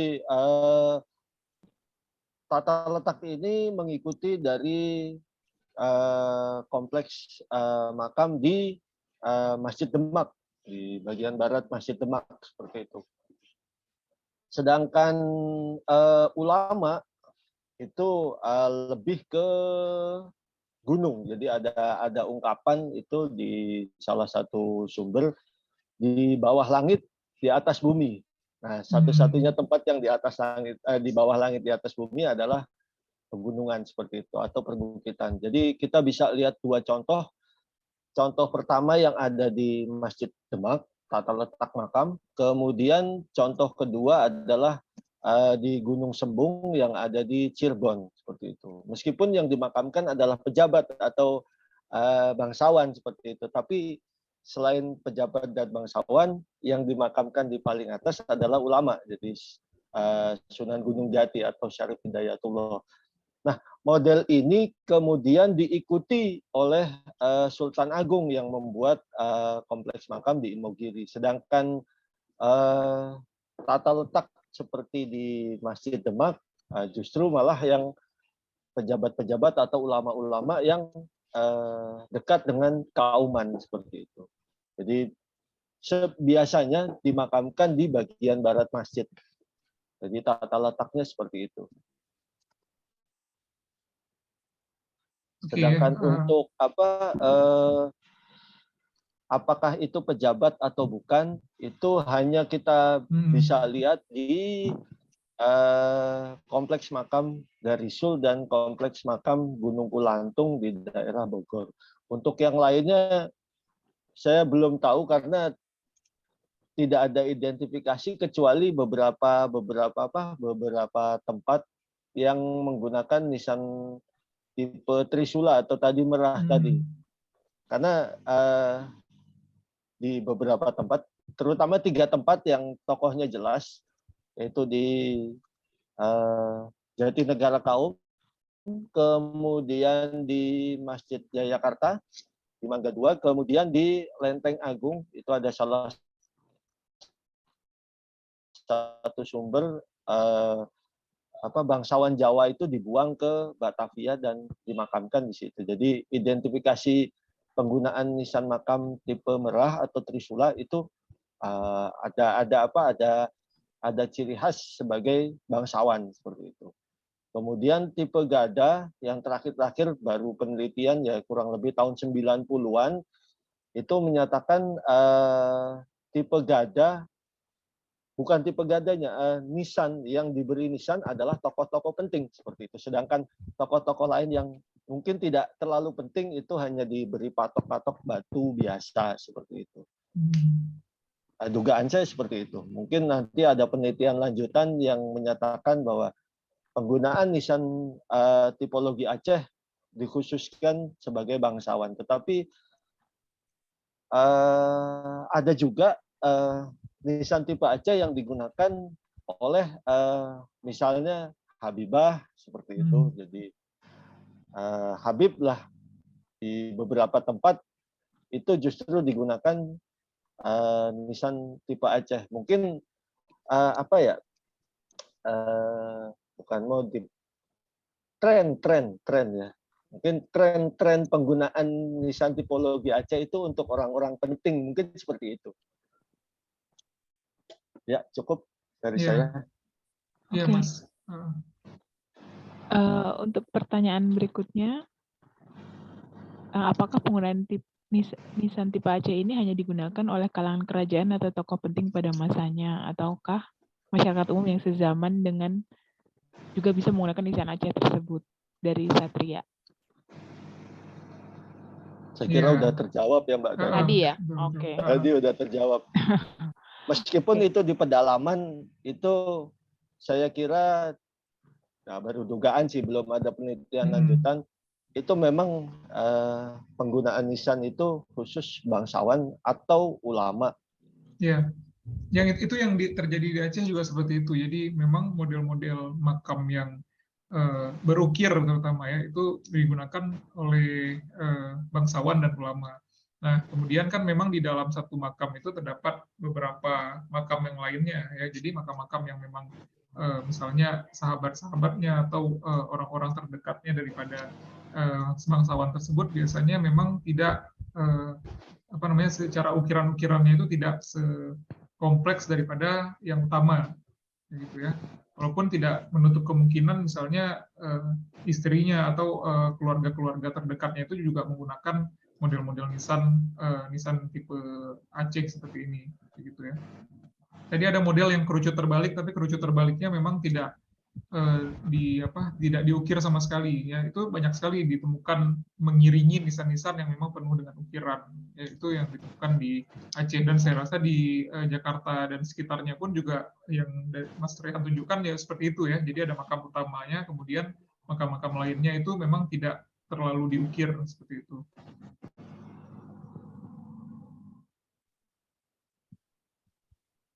Ada lagi. Ya. Terus ada pertanyaan berikutnya dari Jovan.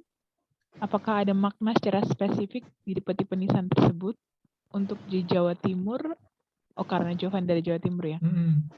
Apakah hanya spesifik di kompleks pemakaman Maulana Malik Ibrahim? Apakah memungkinkan kalau pembuat nisannya ini pindah ke pesisir Pulau Jawa dan membuat nisannya sendiri serta mengajarkannya cara membuat nisan ini kepada penduduk lokal? Oke. Kalau ini yang memang saya tahu ya, memang yang setahu saya memang cuma ada di Maulana Malik Ibrahim ya. Tapi mungkin kalau ada penelitian lebih lanjut ini akan jadi menarik. Apakah ada tipe-tipe yang lainnya di sebarannya di Jawa Timur seperti itu ya. Mungkin Mas Jovan belusukan ke sana gitu ya, kemudian ketemu model-model yang seperti ditemukan Mas Rehan, itu akan menjadi temuan yang sangat menarik ya. Tapi memang untuk makam-makam di kompleks pemakaman Maulana Malik Ibrahim itu 3 makam tersebut memang catatannya itu didatangkan dari Kambei, ya gitu. Jadi didatangkan dari sana. Jika memang ada makam-makam selanjutnya itu mungkin bisa jadi atau bisa kita curigai ya bahwa itu ada penduduk lokal atau tukang-tukang lokal yang belajar dari situ. Tapi menurut catatan memang 3 makam tersebut memang dikirimkan dari Kambei beserta dengan gambarnya tadi ya. Jadi itu semacam kayak bagaimana cara pemasangannya seperti itu, karena memang didatangkan dari sana tidak utuh seperti itu ya, tidak utuh lengkap seperti ini ya. Jadi ketika dia sudah dirangkai kan dia bentuknya seperti ini ya, atau seperti 3 makam seperti ini ya. Tapi ketika dia didatangkan itu ya, dia memang terlepas-lepas gitu ya, barulah dipasangkan dengan pasak dan pin itu di tempatnya ya. Makanya saya buat di sini knockdown gitu. Jadi dari yang tadinya material-material marmernya itu aja sudah dibuat di sana, kemudian dipasangkanlah di Gresik dan di Samudra Pasai ya. Dan waktunya juga sangat berdekatan ya. Di tipe-tipe Kambei ini memang ditemukan di Pasai itu 1406 sampai 1447. Sedangkan yang di Gresik itu bertahun 1419 seperti itu. Ya, jadi untuk batu-batu yang tadi memang catatannya didatangkan dari sana, dan ada batu yang memang persis sangat mirip ya di Kambeinya sendiri. Itu ada beberapa yang modelnya seperti itu ya. Itu disebut dengan tipe Kambei atau tipe Kambat. Iya, mungkin tambahan ya. Di daerah Jawa Timur atau Jawa Tengah kan lebih ke tipe tipe Demak Troloyo ya. Dan di mungkin Jawa Tengah bagian selatan mungkin Mbak Ruri sudah pernah diskusi. Jadi ada tipe Mataraman ya atau Sultan Agungan seperti itu. Jadi dia buat sendiri seperti itu. Modelnya dibuat sendiri, tetapi mungkin mirip-mirip seperti itu. Maksudnya mirip-mirip tuh dimodifikasi lah, entah itu ornamennya atau bentuknya seperti itu. Tapi kalau di Jawa Timur dan Jawa Tengah memang lebih banyak ke tipe Demak Troloyo. Mungkin yang di daerah Jawa Timur yang cukup tua itu di daerah Trawulan ya Mas, saya lupa makamnya, itu udah diteliti sama Mas Adrian Perkasa seperti itu. Jadi nisan makam yang justru adanya di Troloyo, justru adanya di kompleks yang dulu merupakan istana Majapahit seperti itu. Ya, ini ada di komen sama Mas Jovan ya, makam Ya. Troloyo ya. Makam Troloyo, Iya. betul. Iya, makam Troloyo. Oke. Ada lagi mungkin bisa langsung raise hand atau langsung unmute aja kalau ada. Tapi menarik ya, terkait dengan makam Troloyo ini saya jadi curiga tadi tipe-tipe yang awal Mas Rehan tunjukkan ya, ada jangan-jangan memang pengaruhnya dari situ gitu ya, tipe-tipe awal yang justru berkembang. Nah, karena kan memang Lamuri sendiri juga dulunya merupakan naval state-nya Majapahit ya gitu kan, ada kemungkinan memang model-model seperti ini juga saling bertukar lah kayak gitu ya, saling bertukar kayak gitu. Jadi ada yang datang ke Majapahit, kemudian ada yang mungkin juga datang ke Lamuri kayak gitu. Jadi ini sebenarnya menarik ya untuk dilihat kesamaannya. Jika kita memang menyandikan bentuk-bentuk yang ada di Lamuri atau di di Lapreh tadi dengan bentuk-bentuk yang ada di Troloyo sana, seperti itu. Ya, tentunya dengan misalnya penggunaan floralnya ya, motif-motif floralnya seperti itu menarik mungkin. Oke. Ada lagi? Kalau tidak ada, maaf. Kalau tidak ada, mau langsung kesimpulan atau langsung ditutup aja nih Mas?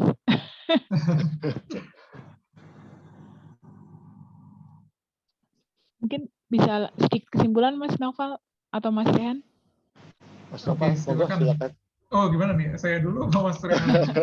Ya, kalau saya sih lebih kepada bagaimana persebaran nisan Aceh di makam-makam tua yang ada di Jakarta itu membuktikan adanya hubungan antara Aceh, antara Sumatera dengan Pulau Jawa seperti itu. Meskipun pada saat itu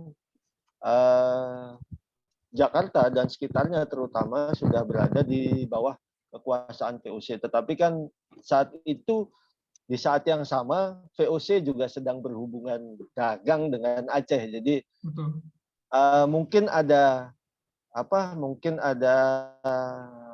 tukang yang dari sana, teknisi atau pembuat nisan yang ikut dibawa ke daerah Jakarta dan sekitarnya atau ke Banten, atau mungkin juga memang diimpor dari sana sebagai bagian dari perdagangan seperti itu. Saya kira nisan sebagai bagian komoditas yang cukup elit lah pada waktu itu, karena nggak semua orang bisa beli nisan atau membuat nisan. Ya, sebagaimana di makam-makam baru yang ada di Jakarta dan sekitarnya kan biasanya ada pembuat nisan di sebelah makam atau di depan pintu masuk makam seperti itu. Kemudian juga nisan makam ini juga bisa jadi bahan penelitian selanjutnya, bagaimana persebaran itu di tempat-tempat yang cukup dekat dengan pemerintahan, pusat pemerintahan VOC, atau di daerah yang cukup jauh, sebagaimana perbandingan tadi, bahwa nisan tipe Gada itu memang saya temukan di daerah yang cukup jauh dari pantai seperti itu. Meskipun di beberapa tempat juga ada seperti itu. Kemudian uniknya di beberapa tempat itu salah satunya pasti dekat masjid, itu menjadi bagian dari masjid. Kemudian juga dekat sungai seperti itu. Jadi nisan ini ditemukan justru di dekat sungai yang mungkin di masa itu infrastruktur jalan raya belum ada, jadi masih pakai perahu untuk mengantarkan nisan itu. Dari tempat yang saya kira dari pelabuhan itu cukup jauh dan cukup lama, terlebih lagi cukup sulit mengingat infrastruktur yang berkembang pada masa itu. Mungkin seperti itu aja sih, Mbak Ruri, Mas Nopal. Iya, terima kasih Mas Rehan. Mungkin saya tambahkan ya sebagai penutup bahwa paparan daripada Mas Rehan atas kegiatan setelah hasil daripada kegiatan belusukan atau penelusuran makam-makam bertipe Aceh yang ada di sana, ya. Itu sangat menarik sekali ya sebenarnya ya. Dan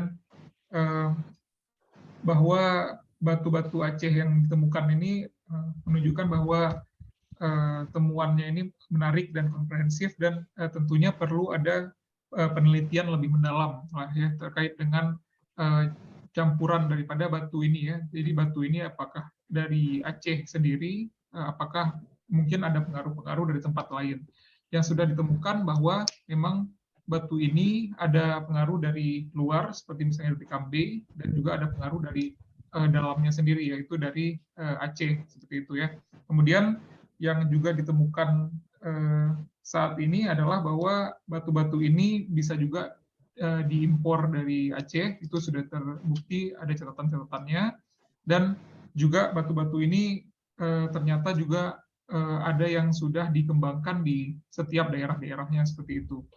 Nah, kemudian pada masa-masa awal ya itu berkembang di pusat-pusat peradaban. Nah, ini mungkin menjawab juga pertanyaan dari Mas Mushab tadi, apakah makam-makam ini ada pakemnya ya, apakah posisinya seperti misalnya di menurut Mas Rehan tadi di Jawa itu yang berkembang misalnya di barat masjid, tapi di Aceh sendiri itu tidak berdampingan dengan masjid ya, justru dia terletak di pusat-pusat kesultanan ya, baik pusat lama maupun pusat baru. Hal ini bisa ditunjukkan dari misalnya ada daerah-daerah yang memang tadinya merupakan pusat-pusat kesultanan, itu ditemukan banyak sekali makam ya, seperti misalnya di Gampong Pande, kemudian di daerah pusat kesultanan Aceh ya, itu bisa ditemukan banyak sekali.